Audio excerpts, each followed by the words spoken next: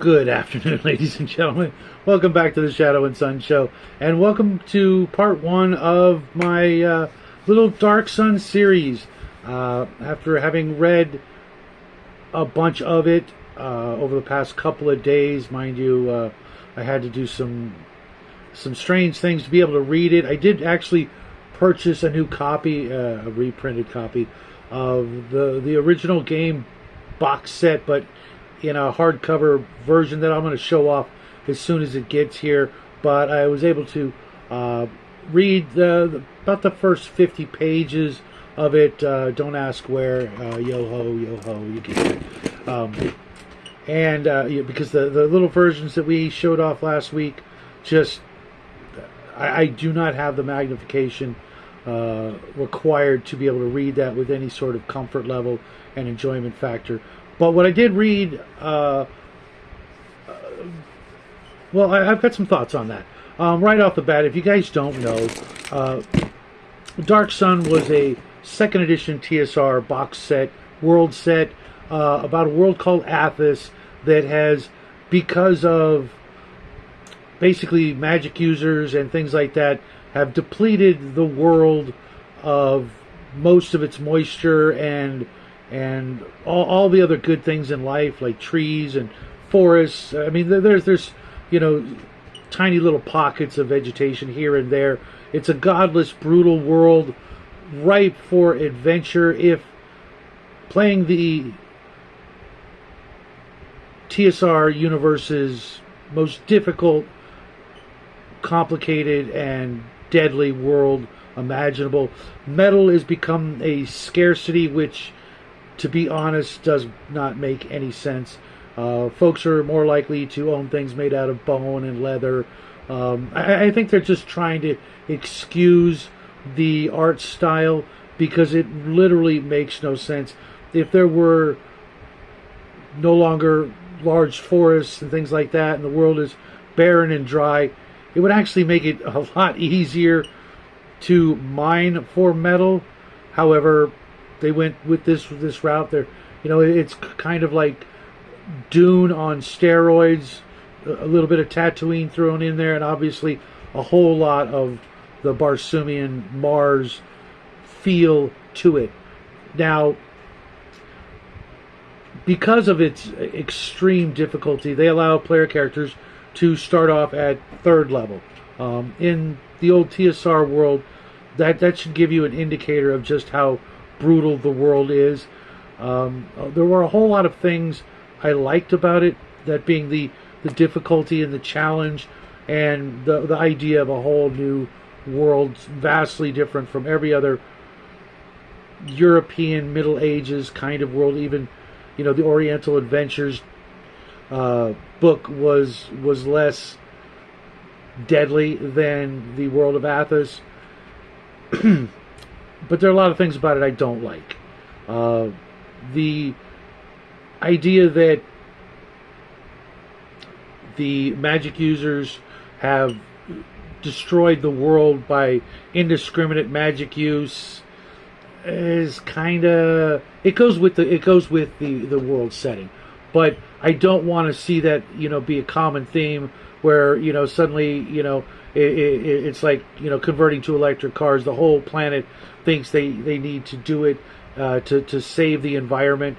I think that the fact that there are no gods and that it's sort of in a pocket dimension with no deities whatsoever, the clerics and priests are more driven to worship the forces of nature and that sort of thing.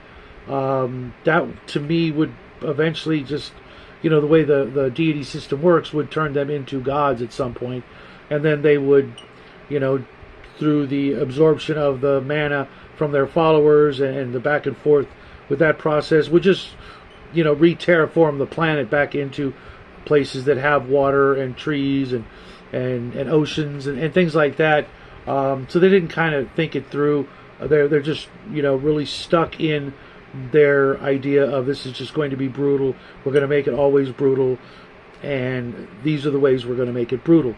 Now, the world is, for the most part, ruled over by, I believe they call them sorcerer lords, which always reminds me of Galactic 25, or some other variation of that sort of title where magic users of great power have become the rulers of large portions of the world that aren't completely barren. And then of course there are the Dragon Kings, which are above them, and they are also, much more powerful than old AD&D dragons, but the second edition dragons were like double, triple the power of AD&D dragons. So if you're looking for, crazy dragons to have your parties killed by all means, this is going to be right up your alley.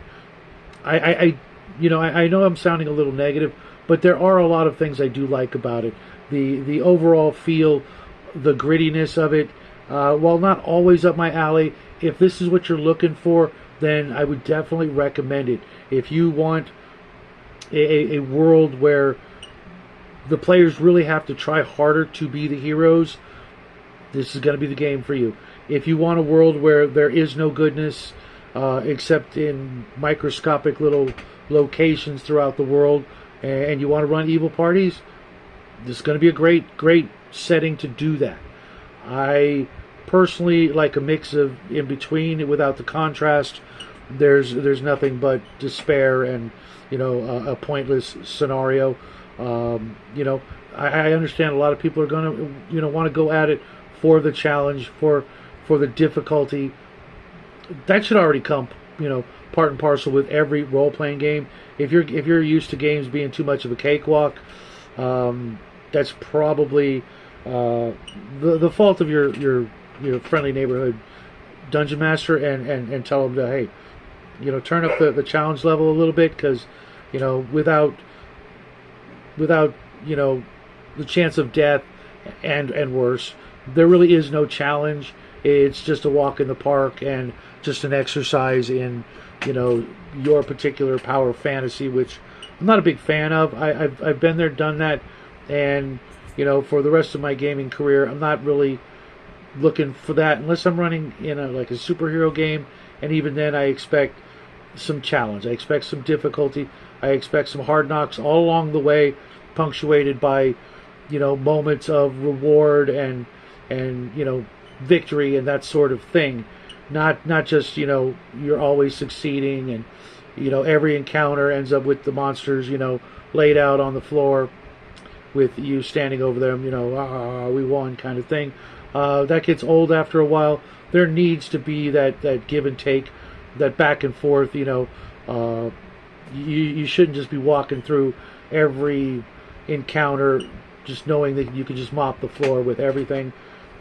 And Athos and Darksun do lend themselves toward that sort of experience, and I hope that if this is the kind of thing you're looking for, you'll go out and find yourself a copy. There's a few out there on eBay, about $50 for the reprints, which is kind of funny, because the reprints all came from, I'm pretty sure, Drive-Thru, which decided to take it off of the market because of the issues of slavery, and to be honest, I can't really think of any other reason they take it off the market. And the concept of slavery has been in every role-playing game. It still exists in the real world today, and what better way to get your players to fight against those kinds of injustice than by having those kinds of injustice in your game. If you think worlds out there, fantasy worlds, would never have that sort of thing, all you have to do is look back in any history book, and you'll see that's always going to be the case. That's always been the case. And there are lots of different ways, even in your sci-fi games, you're going to find that issue, and this is the opportunity to use that horrific injustice and crime against humanity to get your player characters to rise up against it. I believe I have, yes, I do, one of the expansions for Darksun, and I'll go over this later because I'm gonna deep dive into this for a while. Freedom. What do you think that's about? A couple of guesses. The first ones don't count. This is a perfect opportunity to get your players to be the actual big damn heroes that they were meant to be. Heck, even in the original AD&D, there was a 4-part adventure, against the slave lords. It's always been a part of Dungeons and Dragons. It's always going to be some sort of part of Dungeons and Dragons. If the player characters are ever taken prisoner, what do you think is going to happen to them? Execution or forced to work in some sort of salt mine or what have you. In every fantasy situation, there's been that sort of thing throughout all of the Conan novels. It was rampant all over the place. Through the Fafhrd and Grey Mouser series, it was there. In Elric, it was there. Taking it out and sanitizing your world against it without giving the player characters the opportunity to be part of the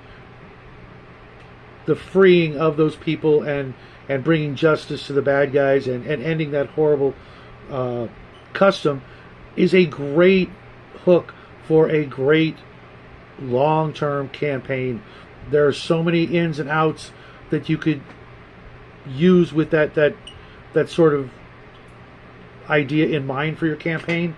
And mind you, that's not the overwhelming, all-encompassing theme of Darksun. There's so many other issues at hand. The potential, fixing of the world, making it a better place, going after, the big bad guys, whoever they may be, and even for, your players who want to, cut loose and run some evil characters. There's plenty of opportunity for adventure, and what an even better way to get them to be even bigger and better heroes than to start them out as evil characters and show them all of the horribleness and how they're just making it worse, and getting them to hopefully come to the realization that they could actually be a part of the solution instead of the problem. To me, sounds like a really fun campaign to run. I'm going to be running something different when it comes to Advanced Dungeons and Dragons. I'm not I live in the desert, so I see it every day, and I'm not a big fan of the idea of having to rough it in a desert environment. It's the hardest environment to survive, and while I've done it, it's just not grabbing me by the lapels and shaking me and saying, yes, run a desert campaign. No. But I definitely think there's some folks out there that would enjoy the heck out of this, even if only for a little while, especially if your characters are prone to, teleporting or whatever, portaling to different worlds. This would be a great one to have them stop by.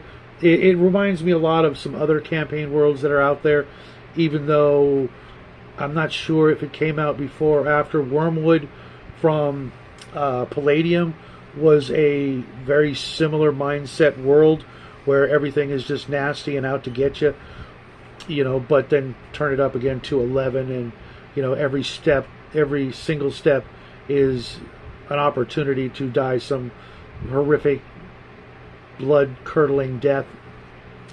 I'm going to keep reading through the book, and I also have the Dragon King's book back here, and depending on how much I get into it, and depending on how much you guys enjoy the review, I will go further into it. I wanted to wait until I actually have the hardcover so I can show you some of the images before I give you my first impressions, because that's all this is even though I played it for a little bit and I read the books a long time ago when they first came out, it's been a minute since I delved back into it, and there's some other YouTubers out there that make some really interesting videos on it, and if you can't wait, go check them out, because I did. Before getting ready for this, before starting to read the books, I wanted to see if it was going to be something that I would enjoy, and believe it or not, I'm enjoying it because I want to make a world that's very different from it, and a lot of you probably already guessed what I'm talking about.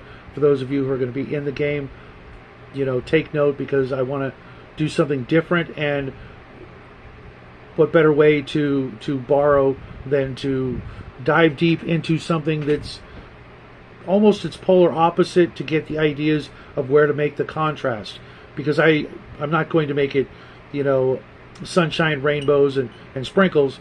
I want it to be also as brutal and difficult but on a different way, and in a way that will, you know, still bring that fear level, that terror level to my party members, but for different reasons. Not because of, you know, dehydrating out in the desert, because that's just kind of boring to me. That's just a slow, gruesome, ugly death for the player characters that I really wouldn't wish on anybody. But to be honest, that's how I see 90% of all adventuring parties ending up, because of just the sheer volume of opportunity for that.